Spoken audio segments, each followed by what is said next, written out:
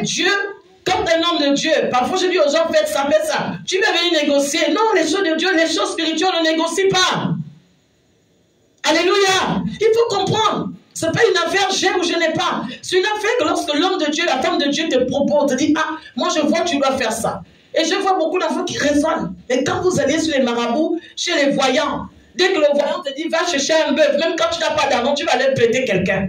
Tu vas aller transférer.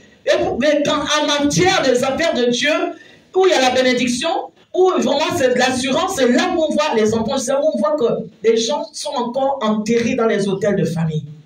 Parce qu'on n'a pas été programmés. On sort de différentes familles où on a été programmé pour adorer le diable. C'est pour ça que quand tu viens au Seigneur, tu as du mal à donner parce qu'il y a dans ton sang, il y a une hôtel qui s'oppose à ce que tu sacrifies à Dieu.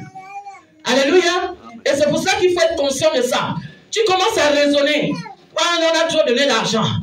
Il faut toujours faire les sacrifices. Ah non, je n'ai plus rien à faire. Mais dans le monde, lorsqu'on faisait... Moi, je me rappelle, quand nous, on faisait les cérémonies au village, que tu es, que tu n'es pas, on dit seulement, oh, tu as qu'enfant doit amener ça. Tu ne sais pas d'où sort l'argent, tu peux même prêter, tu vas donner. Mais dans les affaires de Dieu, tu as du mal à venir prêter pour ton propre hôtel, pour tes propres problèmes. Tu as du mal à venir te sacrifier. Alléluia. Parce que dans ton sang, les hôtels de famille sont dans ton sang. Et c'est pour cela que tu dois être conscient de ça. Pour dire que c'est bizarre. Moi-même, j'ai fait ça.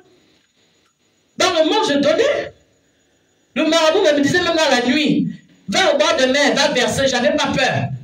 Mais toi, comme il fait nuit, pour venir à l'église, tu trouves une raison. Alléluia.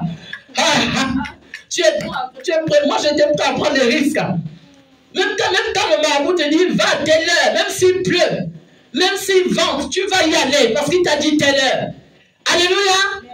Mais dans les affaires de Dieu, on te dit l'église à 19h, mais là il pleut. Tu vas voir, il y a une voix qui va te dire non, il pleut, reste à la maison, ne bouge pas. C'est pas toi-même, c'est le tel qui te combat.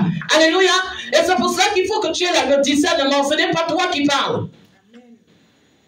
Moi, je parle en connaissance de cause. Quand le marabout te dit, à 6h du matin, tu dois faire telle prière, tu vas te réveiller à 6h du matin. Alléluia. Mais si tu as un direct, s'il y a réunion de prière à 5h, tu vas voir comment les gens vont s'énerver. Parce que dans ton sang, tu as le sang déjà de l'idolâtrie. Et c'est pour cela qu'il faut combattre cela au nom de Jésus. Amen, ce n'est pas normal. Dans le monde, tu étais fervent. Dans le monde, tu faisais... Il y a des gens, même dans le monde, ils s'achetaient des choses chères. Dans le monde, il n'y a rien qui leur coûtait cher. Mais quand ils viennent en Christ, tout les coûte cher. Quand ils ont tout donné d'offrande, ils commencent à trop réfléchir. Quand ils ont tout donné les dîmes, ils commencent à trop réfléchir. Mais dans le monde, ce n'est pas pour accuser, c'est pour comprendre ce qui est dans ton sang. Alléluia. Pour comprendre, il faut que tu comprennes l'autel qui est dans ton sang. Ce n'est pas normal que dans le monde, tu sacrifiais et dans le Seigneur, tu n'arrives même pas à sacrifier pour ta propre vie. Tu n'arrives même pas à prêter pour ta propre vie. Tu n'arrives pas à les prêter pour dire que moi, ma situation là, je veux me marier. Même si je n'ai pas d'argent, je vais aller emprunter quelqu'un pour aller bâtir mon hôtel. Est-ce que tu y as pensé? Non. Parce que dans ton sang, il y a quelque chose qui te dit non, ne sacrifie pas Dieu. Et comme je l'avais dit au début, que les hôtels, c'est une affaire d'adoration.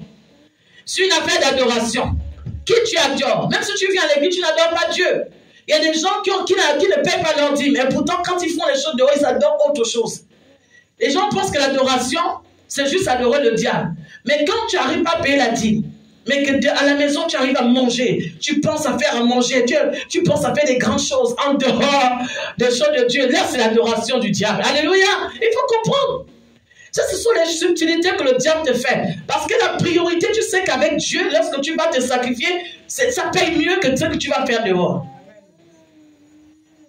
C'est comme ça que les hôtels de nos familles fonctionnent. Alléluia.